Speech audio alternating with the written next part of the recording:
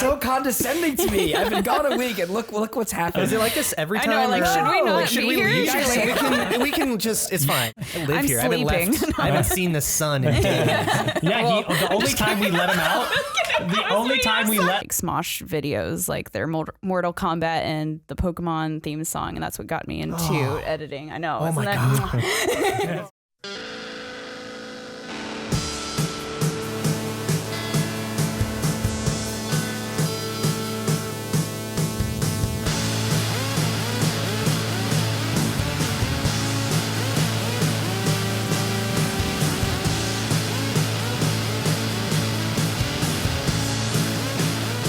Hey guys, welcome to episode 11 of the FBE Podcast.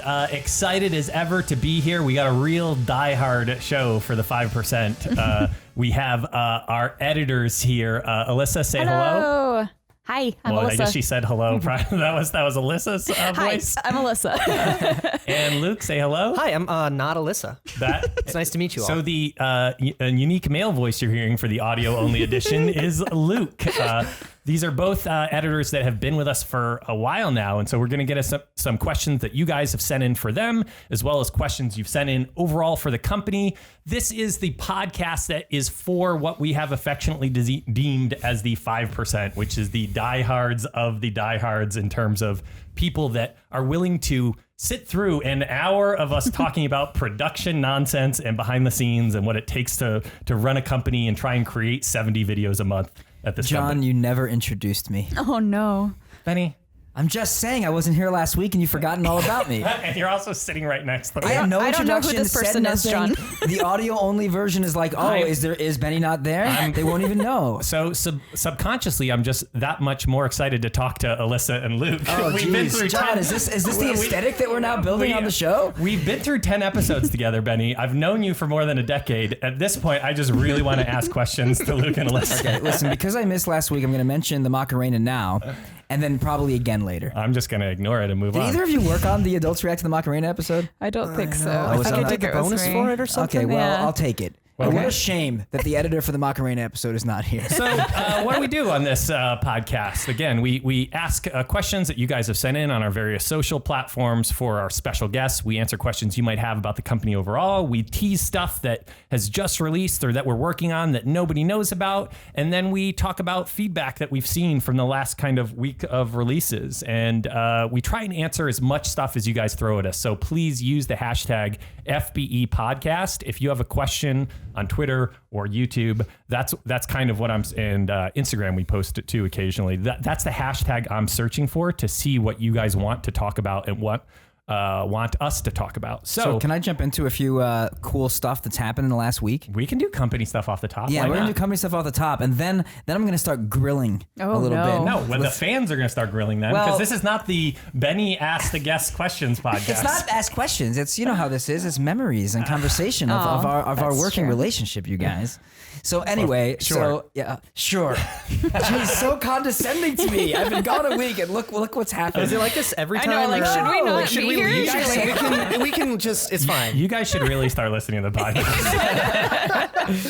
So there's a couple of cool stuff. We've talked about how Tommy Lee was going to be coming in on previous podcasts, but that now released, as well as the In a Heartbeat animators, and that just came out as we're recording this on a Tuesday, so that just came out today as well. So that's really cool when we get to do that, and we're doing it more and more and more now at here. There also was an episode to the YouTuber, The Odd Ones Out, which was a huge episode of the channel. That was also your That episode, was mine as right? well, Yeah.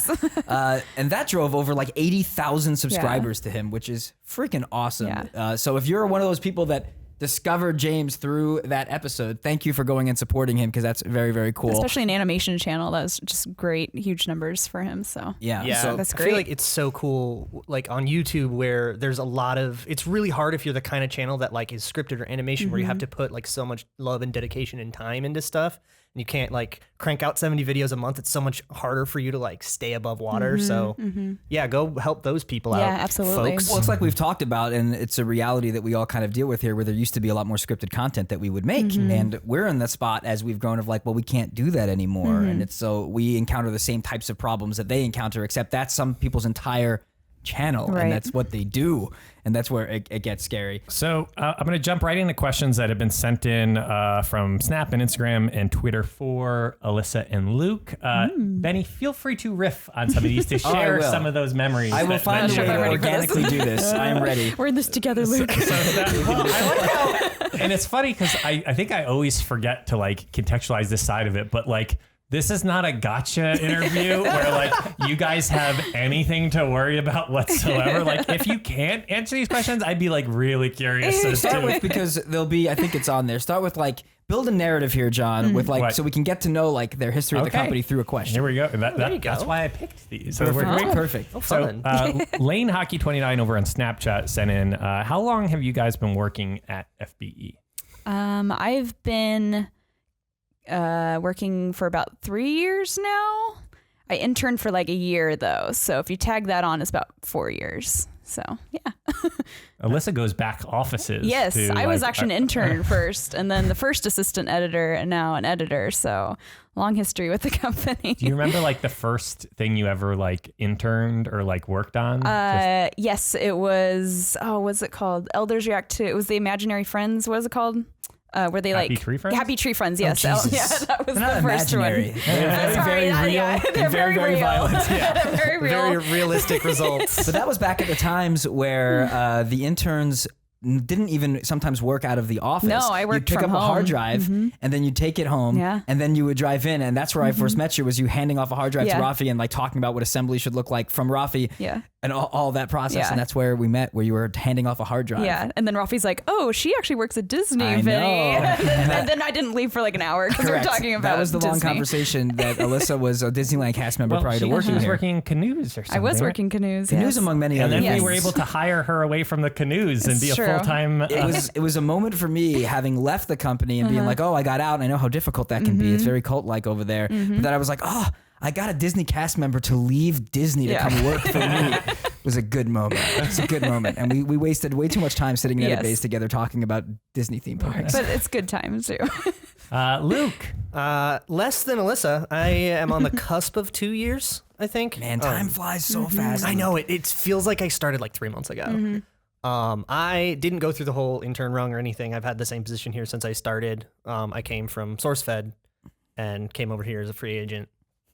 Free agent. The football metaphors are starting already. Yeah. We're like 3 minutes in. Come on. Alyssa was on the practice squad. She got hired on she made the team. Homegrown. Yeah. Luke was a free agent that came from another team. Which I find is an interesting thing, that the industry is maturing so much that's something. When we started the company, there wasn't a thing. There wasn't. We started the company at the same time SourceFed started a company, and there was, I remember even at that time, on both sides, on the acting side, we lost Joe Beretta because he was going to act potentially in my music, but SourceFed took him. And then there was an editor that we were looking for that SourceFed ended up taking. So it was an interesting moment in time. A long time ago, like, in the beginnings of this. But now, Jesus, if you had a name, that would be real fun. I don't know off the top of my head. Oh, man. If I do, it won't come up with the podcast. But when you think about that the reality of like, now there is all these companies and different types of work that can be out there, that it can be like, oh, you were at SourceFed, now you end up at FBE. And that's kind of, it's showing a maturing of the industry a bit. And I think the fact that people know now what to expect when they're like, I'm going to edit, and I'm going to edit for a YouTube company. Because like when I was first there and I started there as a PA, and I saw a lot of people go in and out of that place being like, I came in to do an editing job thinking they were going to be like, it was going to be like a post house, or it was going to be like a TV show. And then it's absolutely not like that. And then they get really frustrated and they leave because they don't know what to expect. Right. And I feel like that's starting to not happen as much anymore, because the industry is maturing and there's like a standard, and there's like, you kind of know, oh, I'm going to work for a YouTube company. There's like, that means something now that it's been long enough. It's a digital studios are like very much a thing in the sense of not just being like the digital division of a traditional company. It's like, no, there are companies that the core business is their digital studio, which is what FBE is. Crazy. Yeah, it's crazy. And there's a lot of kind of like skills and requirements and flexibility that come with an editor in that space versus potentially a more traditional space, in terms of like, it's not the guidelines of quote unquote what you're responsible for are more blurred, I would say, in the digital space, where you're expected to like finish more and like do more like graphics or more things kind of outside the box, that depending on the production studio or the company you work for, there's other people potentially to do all, and you're only responsible for a very small segment of that pipeline. So, but there are two of many in the editing department these days. But before we go to the next question, letting the 5% know, like, what shows do you primarily edit now? But you can also talk about things you have edited in the past, just so they can get a feel for like, oh yeah, they worked on these things that I love. Well, I've pretty much worked on every show, but primarily right now it's more the OG side, as we call it. So the elders, adults, kids, YouTubers, and who am I missing? One more. College kids, parents, teens. Thank you. Did we just all four of us struggle to remember that teens react to the show on this channel? Sorry, teens. Look, we put out 70 videos a week. I know there's 5. A month. I said a week. Don't scare me Come like on, that. wait a second. Did they not know yet? Oh no. I'm kidding. What do I not know? So, yes. And Luca, you're at this right now. You're also kind of primarily into OG at the moment. I am right? everything. Because the editors, like some editors are mostly on React and some editors are like mostly on OG, and I'm a swing. So depending on like what Adam and David, who are the managers, what they need, they'll just decide to put me like this last week. I've been doing all staff Reacts. The week before it, I did a whole bunch of OG. I move around through everything. Cool. And for the 5%, as we called out there, the OG series are primarily the series that are on the FBE channel, as opposed to the React series, like Do They Know It and People versus Food and stuff. Okay. On Instagram stories, 1020 Elimination Games want to know, what was your favorite episode that you guys have ever edited? Gosh. Oh, I need to think about it. You go first. Thanks, Luke.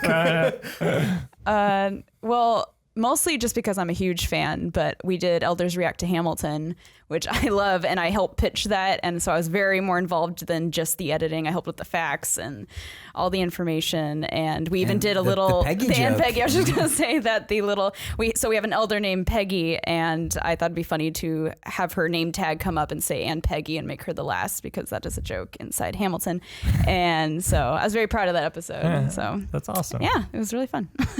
Have you seen it? And we're obviously based in LA. It just came. Are you entering the lottery like I am on a daily basis? I already have tickets. As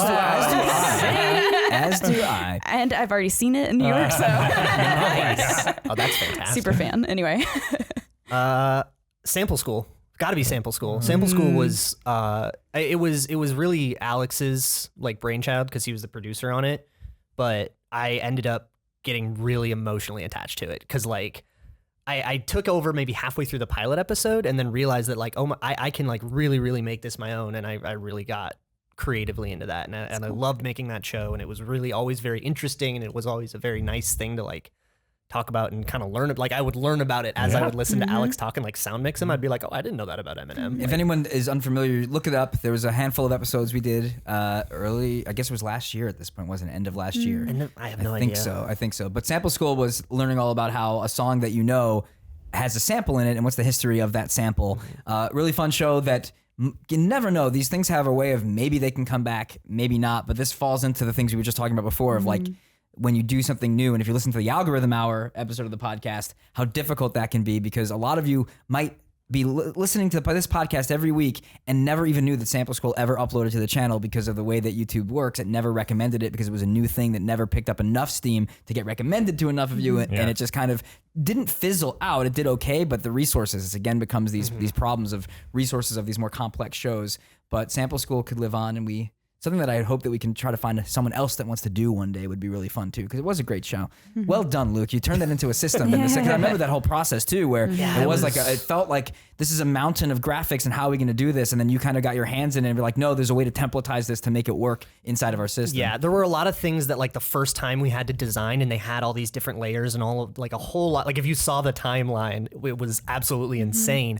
But then there were, those things would happen the same way every time. So once you can kind of like burn that down and then have it so you can just, and we do that with every show now, the title card of Elders React works the exact same way every time. So you can just copy paste that whole kind of chunk of things, and that's how you make edits faster. Super impressive show. Yeah, we encourage you guys, if you're listening and haven't heard it or never saw it recommended to you, just Google it, YouTube it, check it out, enjoy yourself. Oh, I just smashed my face with the microphone. Can you tell I've been doing this for 11 episodes now? I mean, it's like an inch away from my face, so I'm just intimate. Like, I'm kind of just buy like dinner first. Yeah. Okay. Carson Shaveron over on Instagram and McCoy Brianna over on Snapchat both wanted to know what kind of editing software we use. Premiere. Yeah. We use Adobe. Premiere, Adobe, the whole suite. Yep. If we need to do special things, we'll go into After Effects or Audition too. And we're actually in the new like cloud like team system or something. It's like the latest version of it where you guys can actually like AEs and editors are in the project at the same time. We're like dabbling in it. Yeah, Teams is a new Adobe thing. Now we're gonna plug for Adobe in here. It's a new Adobe thing that we kind of helped like with the alpha testing with like the initial before it actually went public. We got to help with that, which was really cool. That just it's kind of like, you know how you can be in like Google Docs and two people can be editing a doc at the same time and even like talking off to the side and all of that. It's like that, but with edits, which makes things a lot easier because then you don't Much have to more collaborative. Yeah. Do we use it on like lightning stuff now? Is that part of how when like necessary. super lightning? What? I would say when necessary. Okay. When the edit is particularly challenging or needs to be really fast for some reason. Like the Star Wars, The Last Jedi thing that happened. We used Teams on that to make sure that we could that get was it just a little quicker. It was so That was as quick. fast as we turned anything around. That was like ridiculous. light speed. I wasn't even there and it was crazy. Light, so you weren't even trying. Good job. Okay. Fernando L over on Instagram wanted to know, how did you guys learn to edit? Did someone teach you, or did you end up like watching a bunch of tutorials and learning on your own? Well, I started editing when I was 16 years old, and that's right around the time YouTube became popular. And I remember even like Smosh videos, like their Mortal Kombat and the Pokemon theme song, and that's what got me into editing. I know. Oh isn't my that? God.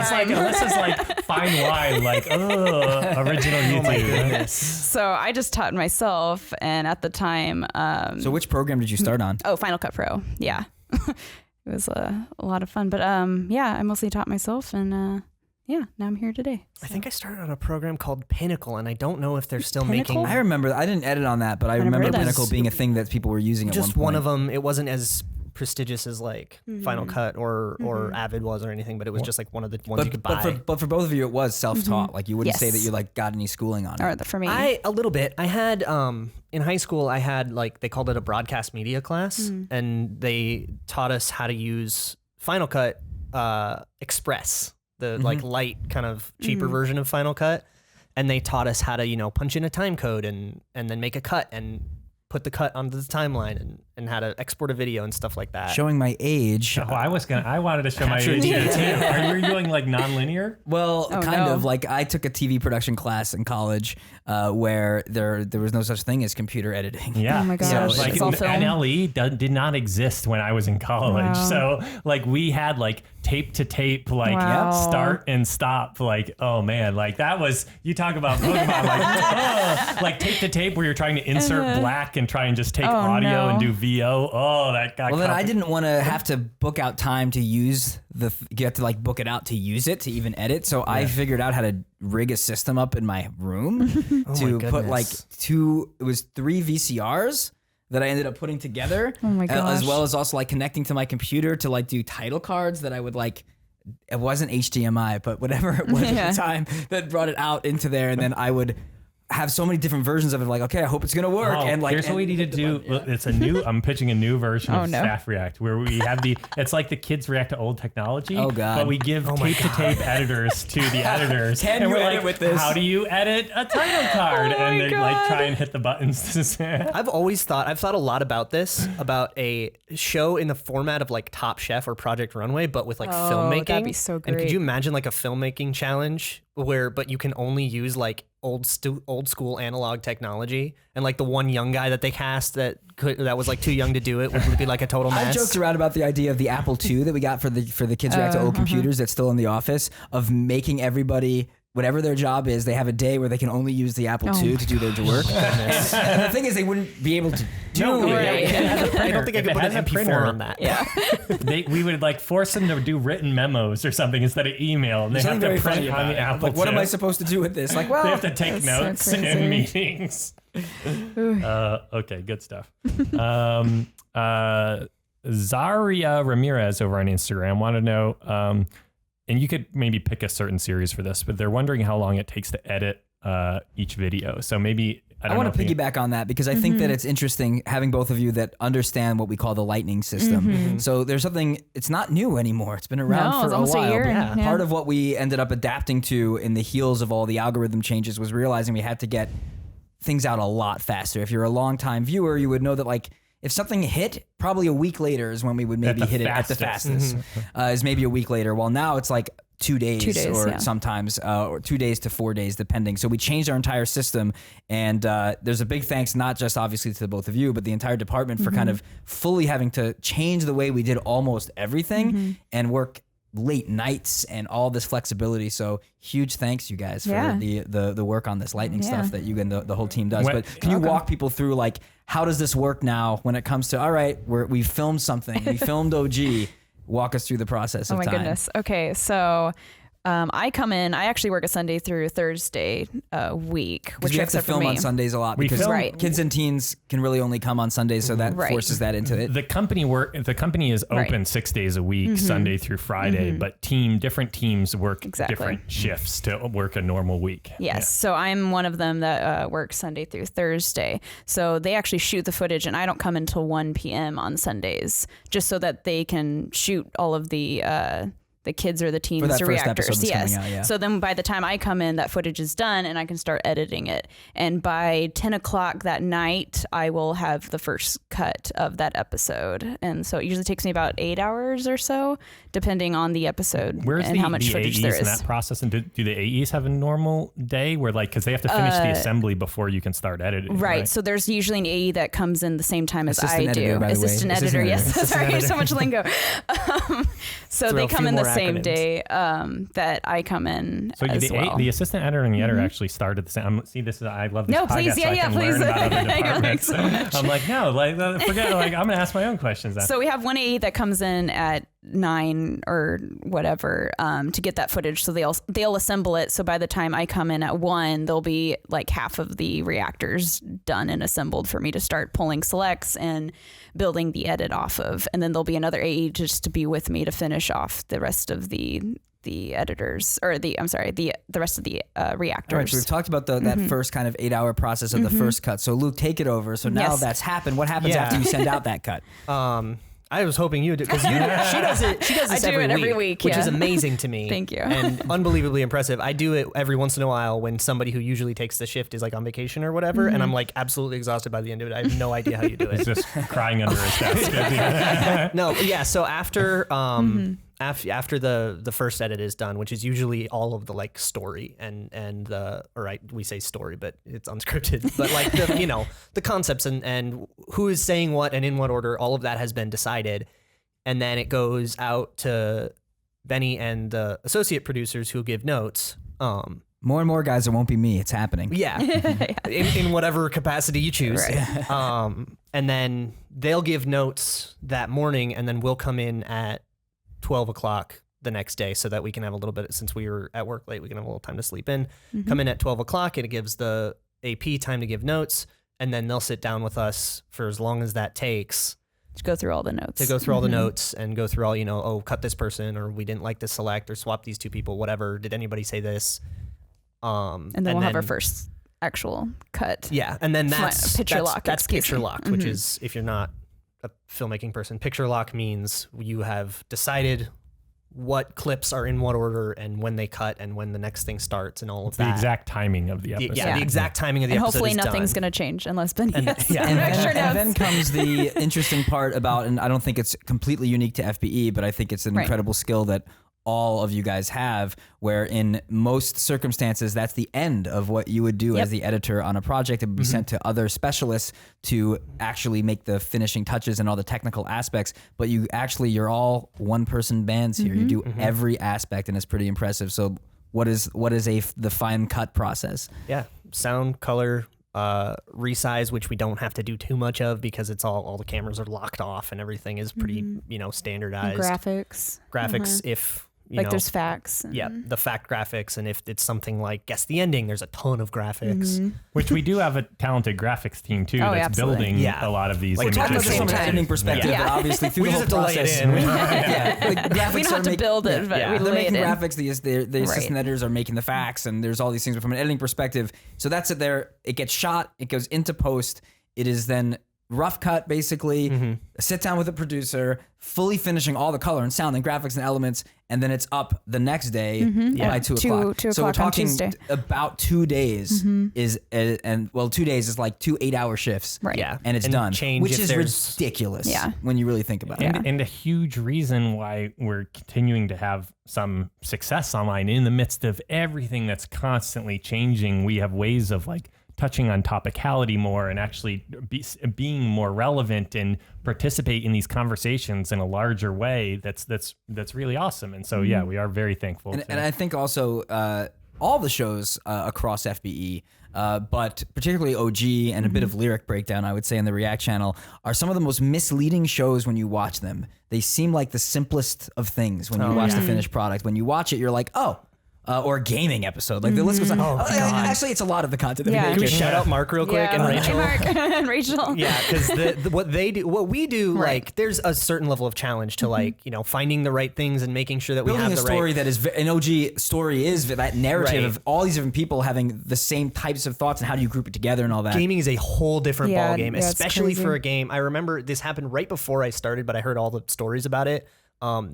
Walking Dead, the Telltale game, and a branching narrative game. So you have it was like 6 people or however many people all making different choices and going through different parts of the story. And you have to put that together into like a cohesive and That's in less than literally 15 like minutes. 6 It's different unbelievable. movies. And it That's doesn't like- really work, you guys. It became a huge mess, and we've never done it again, and everyone made a huge complains about mistake. it. And so coming soon, we're now doing a branching narrative game, but in a totally different way. That will be talked about in more detail soon, but I'll give you the scoop that like it's going to be just one set of a group playing together, which is not like we've ever done before. I'm very curious of how that's going to be received, but there's going to be conversations. I know that Derek, who's working on that, I think there's going to be a video that actually goes up talking to the audience on the React channel about why we're trying it this way and then see how they like it. because it's impossible otherwise. Back to the editing though, we get about 2 hours of footage, like an hour and a half to 2 hours of footage, and we have to cut that down to 10 minutes in like 8 hours. So it's incredible. It's a misleading thing. I can't speak to it enough. Having been someone who edited it before with their editors here, it's a crazy process that is so fast now. So the brain power, very, very rapid And brain the power. high level critical thinking and to analysis. build this stuff. So it is one of those things that people are like, it's just a bunch of people reacting to things. It's like, not really when you get under the hood. It's a full story being built. It's a mini documentary. Yeah. It's literally It's a completely mini documentary. unscripted. Like I think one way to maybe illustrate that is to say that, like, when you say, oh, it's just a bunch of people reacting, you would think, oh, you can just take a bunch of random whatevers and the fun laughs and stuff and throw them in. But really, if we wanted to, we could build 3 episodes on the same topic with the same footage and have them have 3 completely different stories, messages. And I think making the decision for one, and you guys do a lot of this in the pre-pro, being like, no, we want to take this tone at it, and we, that decision gets made, and then being able to find that in the footage and kind of carve that out is where the challenge comes in. DC Gamer 72 over on Twitter. How many friendships have been strained from Guess That Song? Leah got mad at me for maybe a month or 2 for something that I did. If you could find the episode, it's there somewhere. Oh my It's a Guess That God. movie, and it had Good Will Hunting in it. She was mad at you that you didn't know Good Will Hunting. No, she knew Good Will Hunting, but couldn't place the name of it. Oh, no. But she recognized Ben Affleck, and I couldn't recognize Ben Affleck until she said that. And then I was like, oh, it's Good Will Hunting. And I like stole it from her, and she was furious with me for months. Oh my gosh. I'm more just scared of Luke with the try not to like Oz. Like, you are a robot.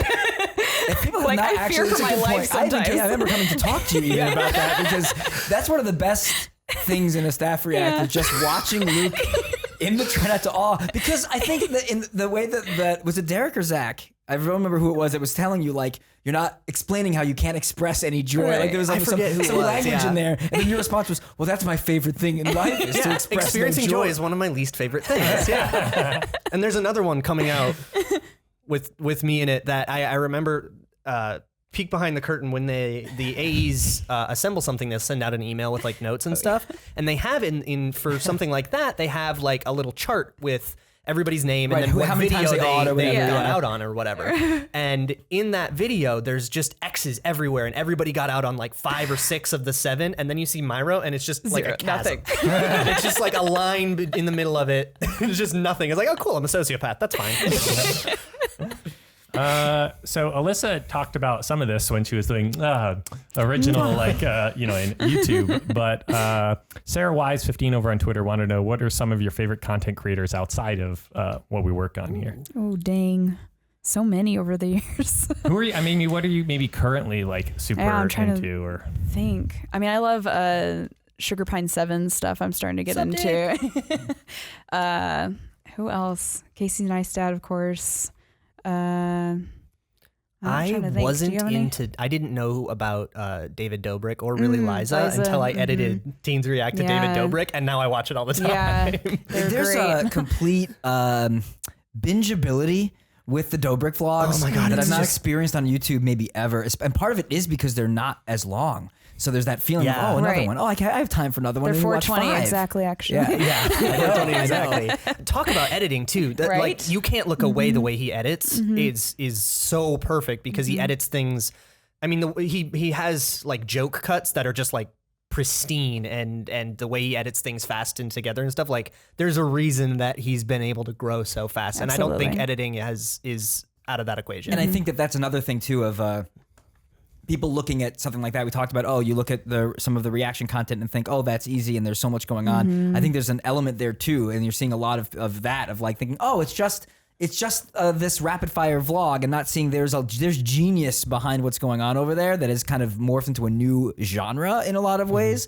And from talking with him when I first met him, which is a while ago now, I don't know if things have changed fully, but he was just talking about how he is so dedicated to perfecting this. Like he's ready to improve it and improve it and improve it. And I think it's showing in spades of just how tight those things are. Taking us out of the equation for a second, when you look at people that are successful with any kind of consistency online these days, with any kind of significant following, there is so much effort there behind the scenes on so much of that content that you don't like. Sure, there's a couple people out there with, I'm sure, like millions of followers that do like lower effort, in gaming or vlogging or something. But there's no such thing. If you're full time on YouTube, there's no such thing as that. Right. Yeah, because there's so much time even required to produce that original content, let alone the amount of content or that consistency that you need to do with whether you're uploading daily or anything else. That really, if you're just a casual YouTube viewer and you don't actively produce content at the scale that they produce, just please trust that there is so much work and energy and effort required. How great are things like, I think it's my favorite thing about the YouTubers React becoming a thing for so long. It does introduce all of us to so many different creators that want to be on the show or I'm actively trying to find because of the show that we wouldn't have known otherwise. And I love it. Like we get to really know what's going on, at least in a chunk of YouTube, because it's impossible now to actually keep up with everything. But we keep up better than most companies because of that show and get inspired all the time. Like, how great is it that there's a next generation of creator right now that you can look at things like Liza Koshy and David Dobrik and be like, oh man, like we have not seen everything yet. Absolutely. Let's see. JenBro26 over on Instagram Stories wants to know what you guys are doing with your free time. So when you are not working diligently trying to break the next mini documentary on one of our channels, you're here. You're just here. I live here. Sleeping. I haven't left. I haven't seen the sun in days. Yeah, the only time we let him out. The only time we let Luke out was for the eclipse, and we let him out for 5 minutes, and he still didn't get to see the sun. For the audio people, Alyssa just gestured how pale I am. I am also pale. So. I was gonna say you're both pretty pale. Making an eclipse joke. I thought you were making an eclipse joke. I knew exactly what she was doing. I'm sorry. Pale and proud, guys. Pale and proud. Well, maybe not too proud. I mean, is that like... never mind. I was going to get into a post-production question about just general tans, but... doesn't exist. What are you doing? I mean, I'm working on some like freelance just stuff, more not even narrative. just work, but like, I mean... I don't know. Sleeping, playing with my cat. I love my cat. I mean, those both count. I am a diehard Vikings football fan. And I write for a small Vikings website. I might be writing for 2 soon because there's a sister site now and everything, and I do a podcast for that. So that's cool. That's kind of my side fun hobby. That's Are you great. optimistic about the new season? Almost never. Okay. I've Does learned. that go I know into better. experiencing joy, not liking joy? So, like, what part of that played into being a diehard Those Vikings are more fan? related than you might think. Cool. All right, so let's hop over to we have 2 questions for the company. So let's see. Remember, if you want to send in questions for whether it's our special guests or whether you just have a question about YouTube or the industry in general, this show isn't even specific to only FBE content or friends or staff that work here. Or if you're super into the inside YouTube stuff, like the algorithm hour, we can always answer a question if you have one. And we have one of those. But so let's see. Robert Meeker over on YouTube wanted to know, will Benny and Roth ever do a Challenge Chalice episode together? I hope so. I mean, we've not been asked. I think we'd be open to it. I'd be afraid though. There's been 2 fine bowls that you both lost. On On Staff Reacts, there's been 2 fine bowls. Fine Bowl 2 happened this week. It wasn't. It wasn't that pretty. one. It wasn't pretty. Just give me the guess that new metal episode From a and I'm there. From 1998 to 2001. And then new metal from 1998 to 2001. But I think we would do and it. everybody else on the episode is like, Nope. See, what I would really like, I would like there to be something where like I don't know if I can name a new metal. Limp Bizkit? Is that? Oh, God. Say Oh, new no, metal. here we go. Technically speaking, yes. See, there you go. But At least. boy. anyway, but I think that it would be fun, like if somehow on the Challenge Chalice, it wasn't just like picking it out of the chalice, and it was something along the lines of like the reactors somehow like picked what it is, like the kids' reactors decided what Rafi and I had to do or something. I think that would be fun. I wouldn't trust that. Exactly, at all. I wouldn't. That would terrify me. There's an extra layer of like, well, at least it was for the kids. At least you're making a dream come true. Give Sydney the opportunity Oh my to do God. that to you. And let's see. I'll answer this one from Twitter. Patro24 wanted to know, will we ever see a BTS video about actually producing some of our content? Yes, absolutely. Desperately. Big plans in place with that. A big part of that is the new engagement team that we've spun up with Alex and Julia and Tom and a bunch of the reactors that you've seen on our social platforms recently, and Melissa, who's actually been on this podcast, the first episode, very first episode has Melissa there. And that team is really charged with producing a lot more cool behind the scenes stuff to really let especially the 5%. Basically, that's a whole slate of content we are producing explicitly for the 5%. So if you like any part of this podcast, if you've listened to this podcast, but you actually haven't checked out any of our recent like Snapchat or Instagram programming, please click into the video description on YouTube, follow us over there, because you're starting to see a lot more behind the scenes of shoots, interviews with editors and producers, and just people wandering into the company. So there's a lot of that that's starting to kind of come out now on the social platforms, and you'll see even more of that stuff on our YouTube channels like in the future for sure. I have one more question for Luke and Alyssa. So I want to know, like, as the editors, you see all the footage, you get to know all this talent very, very well, but not actually. You get to know them it's very, very real well weird. through the Really edit. weird. So I would love you to talk about that, of how like you probably feel close to these Yes. people, but you get to meet them here and there, but you don't really know them, yet you know them. Yeah.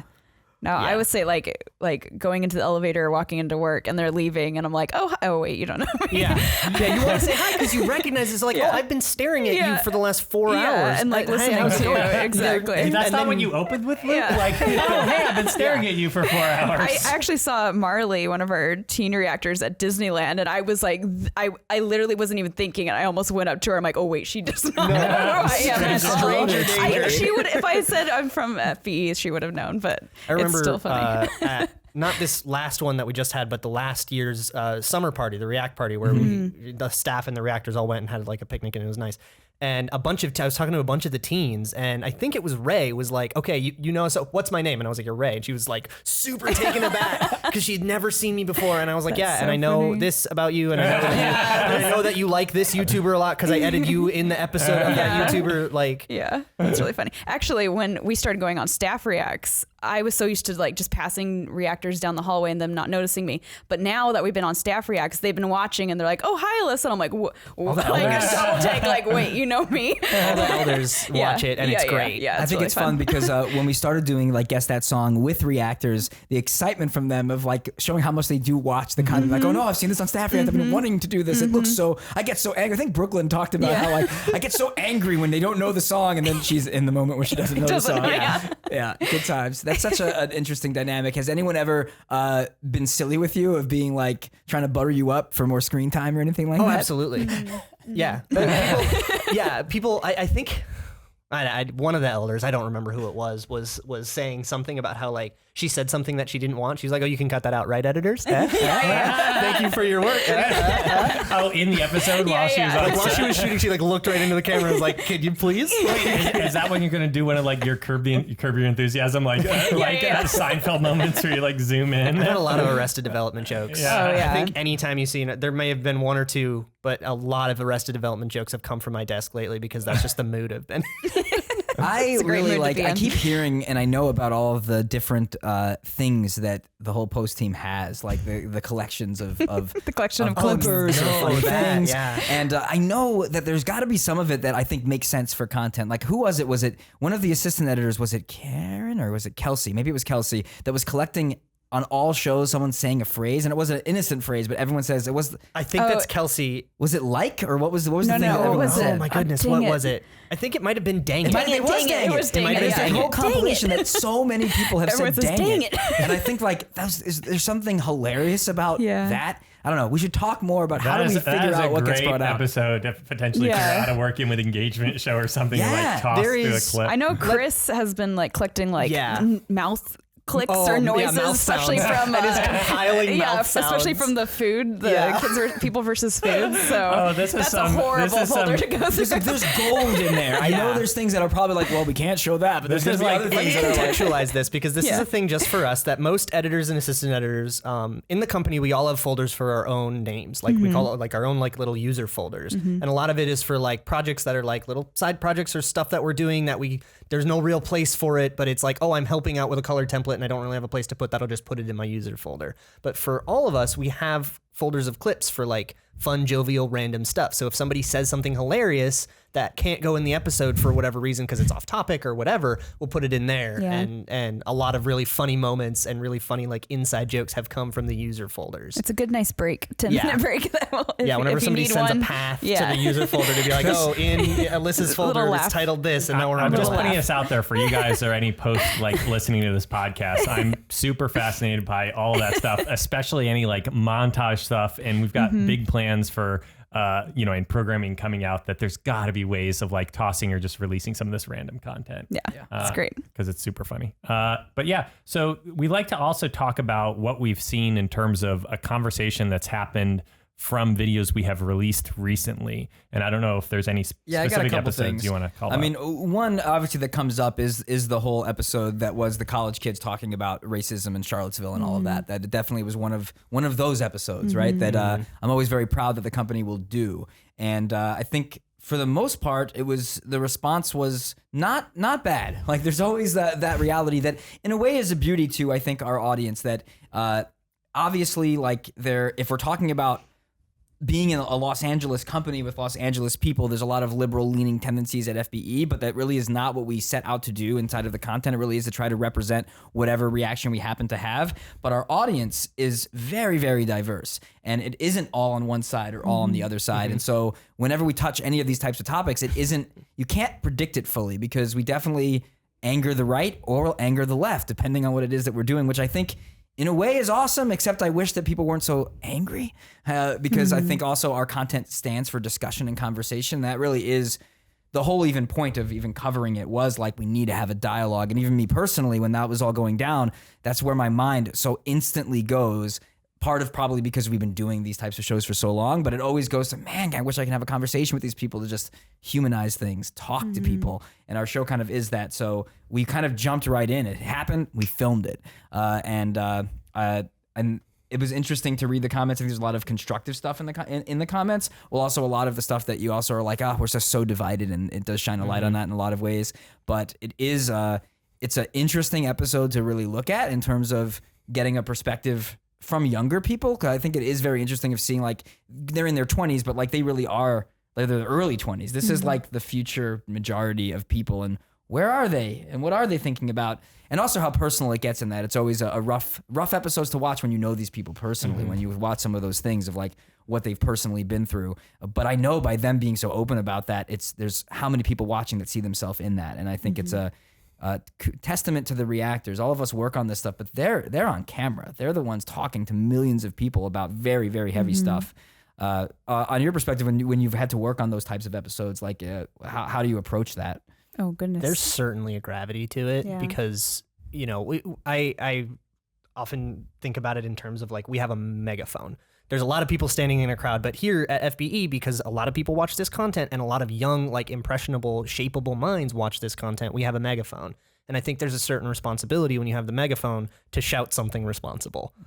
And I think, you know, it's rare in a city like Los Angeles to have a company that can use that megaphone responsibly. I think a lot of, you know, there's a lot of kind of dirty secrets about like reality shows and all of that maybe spread a little bit too poisonous of a message. And I think what we do here, we really, really try to stay as balanced as possible. And to a certain degree, it's like, okay, yeah, we're in California. We can't get Which is why we often in title cards in those episodes always put that in the actual title card saying these were people in Los Angeles. We're not trying to hide the fact that this is where we are. It's just what we have. Yeah, I think all of us wish that there was capabilities of having Absolutely. half people from other places and half in, but we just can't do it. And I'll tell you, with an episode like that, if you have, and even going outside of like something political or something super divisive, if there is a dissenting opinion, even if it's something that one person said once, that's going in immediately. Like as personally with my instinct, and this is just from, you know, I've been here for almost 2 years now and I kind of know what you guys want. And I know that like the company culture wants that. If I see something that's like, you know, the one thing like, who was it? Ed Sheeran, the Ed Sheeran episode, Jonathan didn't like Ed Sheeran and he was the only one. It needs to be represented. It needs to be represented, and you know we're not going to hide that and make it just a love fest for someone. Right. If we have a dissenting opinion and we have a way to instill balance, because that is the responsible thing to do, we're gonna do it. And it's not, even if it's not like a responsible opinion to promote. In the case of Charlottesville, we still need to hear it and we need to know what those people think so that we can appropriately react to it. And we can And say so that it we can all- have a conversation Yeah, later so we can as have that well. conversation and Right. not sugarcoat things. Exactly. Correct, and that's where the unfortunate thing comes is like brigading of people just for their opinion, which That is sucks. which is why we're in the predicaments that we're in as a Right. society generally, because it shouldn't be that you have to just be attacked for an opinion that you have, which is why I really did like our election episode that we did prior to the election cycle, because it was very in the middle and very, very balanced. But I realized as we were working on it all together, and a lot of people touched that episode because that was like a half-hour episode. Like 21 people in it or something. I was like, oh, I'm actually able to hear people's opinions about this very that's what I was divisive just thing, saying. and no one is there to immediately attack and yell at them, which is all the coverage of the election cycle was. And then it's like, no, here's just people and what they think. Leave it alone. But so I'm glad we do those things. I think there's people on two sides of the coin. There's a lot of people even inside of that. Some of the negativity was not necessarily left, right, center, whatever. It was a bit of like, I come here for entertainment. I don't come here for politics. And I think there's a validity to that to a degree, depending on what type of viewer you are and wanting to have escapism through the content that you're watching. But to Luke's point, like we view things like we have this megaphone and we feel there's a responsibility to not just be pure entertainment, but the reality is by being so entertainment focused most of the time, that allows us to have the episodes like that because now you know these people and who they are matter to you more, and you're going to listen a little bit differently. There's a level of importance because on the flip side, some people say, why don't you do this all the time? And unfortunately, there's definitely been hot button things that we didn't cover for the timing of the type of the issue of when was the last time we did something like this, because there is a balance to even be had there, respecting that audience and not trying to be like, this is a channel that's doing this to you all the time. It is like picking and choosing the moments that just have to be done, but it's a fine line. Yeah, and it's a delicate balance because you want to both, like when I'm thinking about our position, we're trying to create a lot of content to continue to gather that audience and maintain that audience and to raise awareness just for the content and the hard work that we're all doing, but to even make sure we have an audience when we have those moments when we can speak to them. Because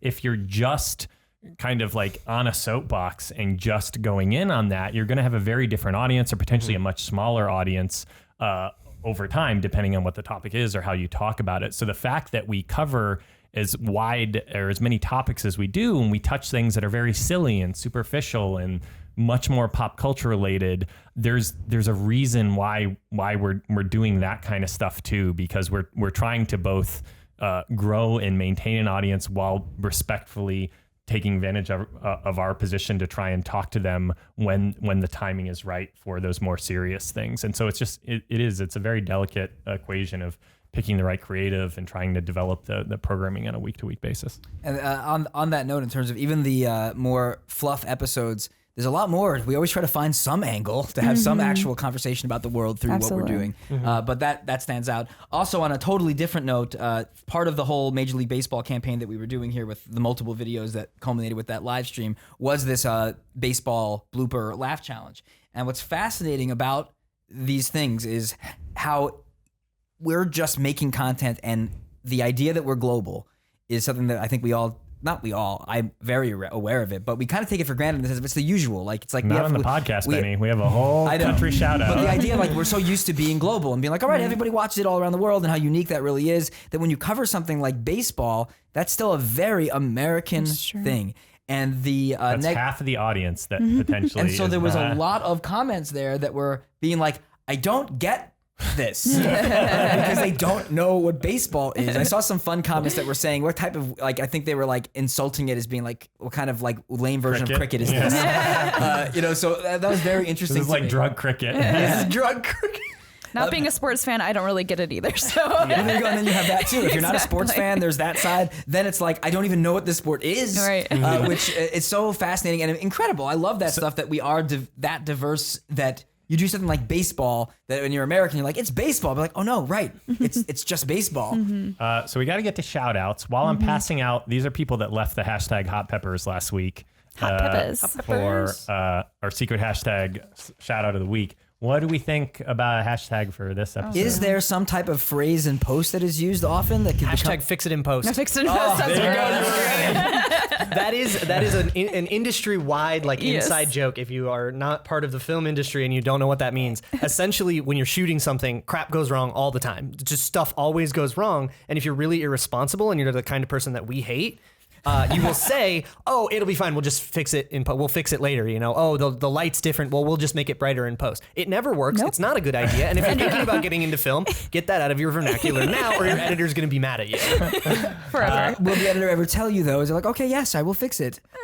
They'll try. That depends on the editor. It wasn't fixable in post. That's the thing I can say. Like, I'll tell you, you should have fixed that in production. I hate that, and I deal with it a lot. Even when I'm directing something where you're rushed and we're low budget, and they're trying to move on, and I can tell there's a sound problem or whatever, and then I'll have other producers showing up and saying, we can fix it later. We'll fix it in post. I'm like, I don't think we can fix it in post. Yeah. And then I end up in the scenario of being like, this is on you. When we get into post and this doesn't work, I'm going to remember this and blame you. All right. Thank you, Benny. These are all people that left hashtag hot peppers. If you want a chance at a shout out next week, you can hashtag fix it in post. Or no, you can send in videos of doing the MACARENA. Oh my goodness. God. And then maybe you already worked it in once. Now you're working it multiple times. I wasn't there last week. I had to make up for the missed week. Thank you, Aaron Gomez. Aisha Al Harbi. Anton Creton. Thank you, ARGC. Astrid Swift. D-Man's Multiverse. Ben Appleby. Bernice Chu. Crafts and Doodle. Craig Sir. Cultural Mind. Thanks, Daily Crap. Damian De La Cruz. Daniel Wallace. Dramastis. Oh my goodness. Getting the worst I ones. know. Oh my god. Handleless? Yeah, sure. Thank you, Eha Aulia. 18 Robbers. Evita. That poor Evita has dealt with that her entire life. Every uncle has made that joke and thought he was the first one to make it. Thank you, all 18 robbers. That was I'm sorry. You're, Oh you're no, my Fakri. finger slipped. I'm Fakri. so sorry. Getting another good one. Okay, feel the owl. Okay, you good enough. Thank you, Fakri Al. Oh, I thought you were saying it. Fernando Perez. Flavio Kabori Noguti. Foxy182. Thank you, Frederick Brinkhorst. Funny Face. Grant Butler. Grapevine. Guillotines 4. Yeah. Jade Kong. Jade Tracy. James M. Thank you, Janny Lee. Jay Wolf. JBW. Jennifer Cruz. Jam Perkins. Joaquin Valenzuela Diaz. Jose. Living able for Every Jose, thank you, every Jose. Living able for. Oh, that's 4 days ago. Living able. Logan Clark. Logan Wilson. Lord Francify. Lucas Kaiser. Mama T. Nito 4. Nito just, I think it's maybe Neto. Two different Netos. Neto Gislati. Nikki Graja. Nita. Nor Omar H. Oh no. Asose? Asose? Ebewele? Ebewele. Yeah, that sounds good to me. Thank you, Painted Studio. Peter Fontaine. Pizza Lover. Power Spyin. Sasha Blouse. Shawnee Patman. Shadow Ninja. Oh my goodness. Is that Sarah? Shara, I think. Shara? Sam Suden. Thank you, Sihoban McKenna. Slide 83. Violet Conway. Wes Holton.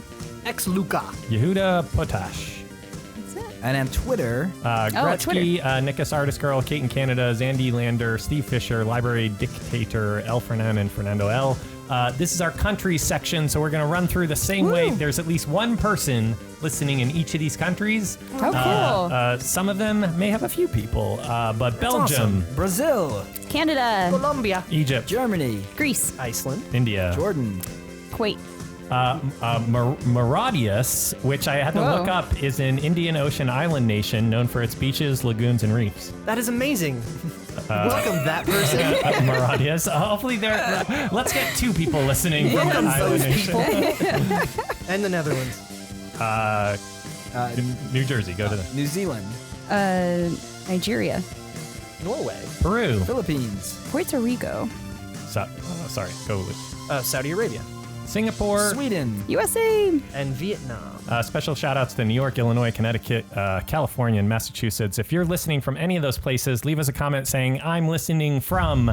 Or if you didn't hear your country and you're listening from a different country, leave that comment. And if you use that word from, that's the word I'm searching for to pull countries for the next country shout out. Did we call New Jersey a country apart from the United States? Did that happen? I don't know why it was there, but it was there. That's a real good insult to New As Jersey. a New Yorker, I don't know if I'm okay with that. Actually, I love New Jersey. New Jersey's a good place. Somehow, New Jersey made its way out of the Six USA Flags Great state Adventure. list. Anybody go to Six Flags Great Adventure? I'll be very excited if I see a comment about Breaking that. news. New Jersey secedes from the Union. Did you, look, maybe I'm onto some stories there, Luke.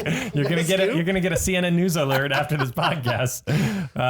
Did you guys have fun? Did you enjoy Yeah, yourselves? absolutely. great It's a lot time. of fun. You guys, big thanks for your incredible dedication to this company and to all the content you're making. You're doing incredible work, and representing the whole post team, but your entire post team, unbelievable. It's our largest department. Think about all the work you guys do. It makes me emotionally happy and sentimental about just how much I appreciate both of you. So thank you so much. Thank Thank you. you. Can I shout out the other? There are Please. 8 editors. Shout Yes, them out. There are please, 8 editors. please, yes. Mark and Rachel and Jordan. Kara. And Andrea and Kara and Chris all do the same jobs that we do, and they all do a phenomenal job, and they deserve shout outs and pats on the back. Absolutely. Hopefully they can get All on the at some hugs. point as well as I think it'd be interesting to have a couple of the assistant editors on and do something like this too, because they absolutely. do things that are so different and so varied.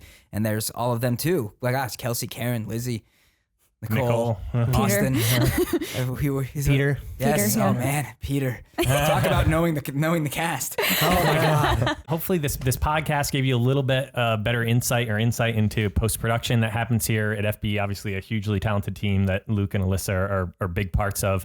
Hopefully the content that the engagement team is working on and the stuff, if you're following our Snapchat or Instagram or Twitter, those are big platforms that we're trying to do more stuff in Q&As and interviews and give you guys even more insight to the behind the scenes of what's going on at the company and all these incredibly talented people that we work with. So hopefully you've enjoyed this episode. Again, I said again, if you have a question or a comment, you guys have started getting credited now. The 5% is credited as a co-producer on the podcast. That's phenomenal. I am expecting you guys to send me questions and things to talk about. Use the hashtag FBE Podcast.